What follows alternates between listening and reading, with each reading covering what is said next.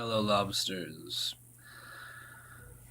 Christian Lobsterson here. Today, I figured just because I've made so many videos about my fantasy book that I've been working on, I really ought to make a video where I read what is so far the very best draft of it that I have. It is called The Wizard Killer. Chapter 1, Hero's Blood. Zavak was an almost completely normal 15-year-old elf, or so he believed. His sole abnormality was his height. At 8 feet 2 inches, he was a foot taller than he should have been. But elves are so tall in general that it was really nothing much. He was not even the tallest of his brothers. Though Jukan, as well as his father, had died in last year's plague, leaving Zavak the tallest and oldest living Tamarin man. His 2 brothers shall be brought up later. Anyhow, it was an age of strife in general, back in that time and that place. The whole of Stellaria seemed to be on the very edge of war. The dragons were squabbling over which of the many illegitimate children of the dead king were the rightful heir to the throne, which interfered with the economy of the great northern islands, which in turn seemed to be eroding the already well-decayed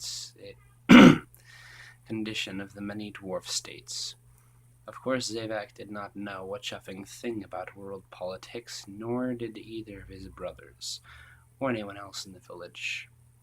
All that any elf, excepting of course those few unfortunates who live in the city, knew about the outside world was what travelers and landlords said, and the plague last year meant there had been seldom few of those.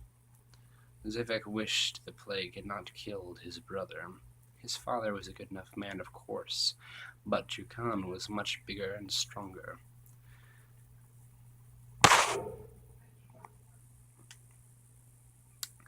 And had been the main breadwinner since he was 15.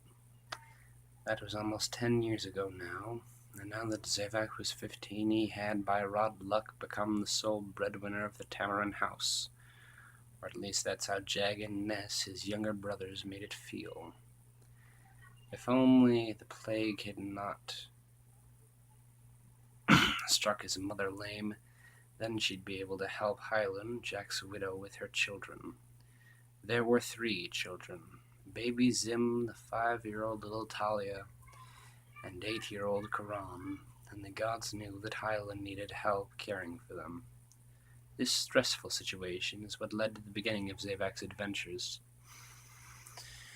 One evening, the summer after the plague, when the children were all asleep, Hylan had a private conversation with Zavak.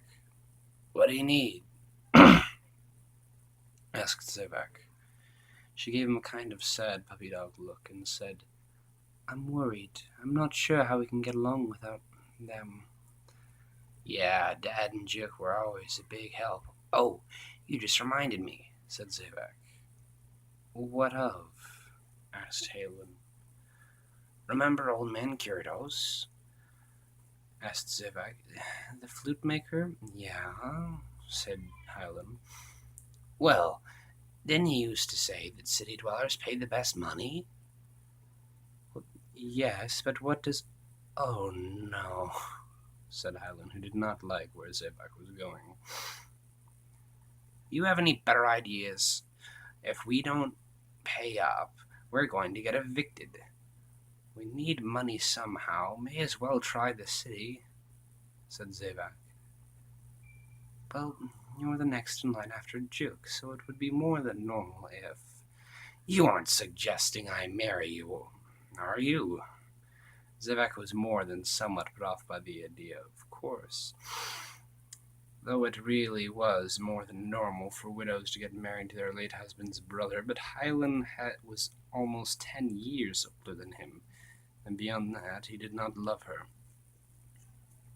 "My parents are wealthy. They'd provide a handsome dowry if I were to remarry, and they'd like you," said Hylan, who was now using the sort of stern tone of voice which elf women reserve for their husbands.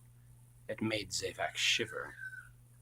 Don't talk to me like that. We aren't married. At least not yet. No, I refuse to let you prostitute yourself like this. The mention of whores made Hyland gasp. We aren't doomed as you think. And as much as you don't like it, I will go to this city, no, the capital. If things turn out badly, then I can always return, but I will not let you resort to such drastic measures without due cause, said Zevak in a somewhat genteel way, but at the same time he was a little mad and turned off by the advances of Hyland. Oh, you're always trying to play the hero, but how many times did Jook get you out of trouble when you were kids? Why can't you just do things the easy way for once? Said Hyland, angry, but quiet enough not to wake the children. It's 'cause he has hero's blood. Magic blood, human blood, yelled Zevak's mother from behind the bedroom door. After jumping out of his own skin, as his mother was paralyzed and should be in bed, Zevak opened up the bedroom door, only to see Brita, his mother, lying on the floor with her ear pressed to where the bottom door crack had been a moment ago. Mother! Oh, I should have known you'd be eavesdropping. You should be in bed, Zevak said, equal parts angry and a little sad for her. Oh, hush, that's nothing. Burn it. Oh, I'd like to know what's going on, and besides, it's true what I said. You're part human on your father's side. May the Mother of Justice pardon him, said Brita. Oh, hush, that's nothing more than an old legend. We don't have any proof of human heritage, said Zevak with a stern but gentle tone, which else was reserved for the insane. No, it ain't.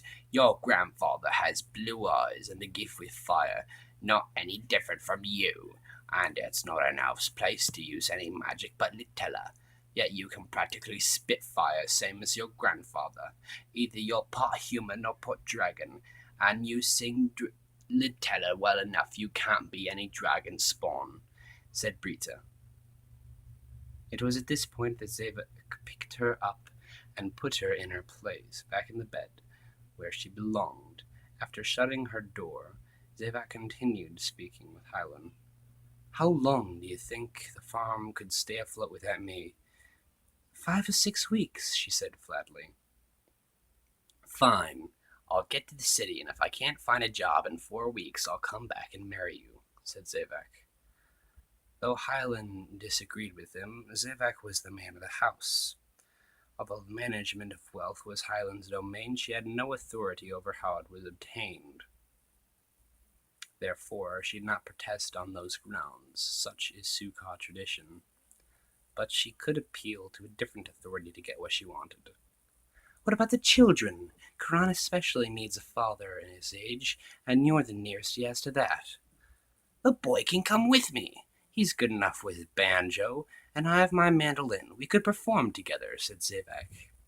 If any country elf, but especially Hyland, knew how dangerous a city was, and especially the capital, Zevak and Karan would have never gone.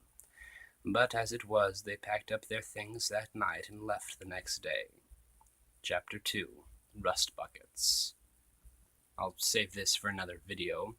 Goodbye, my dear friends.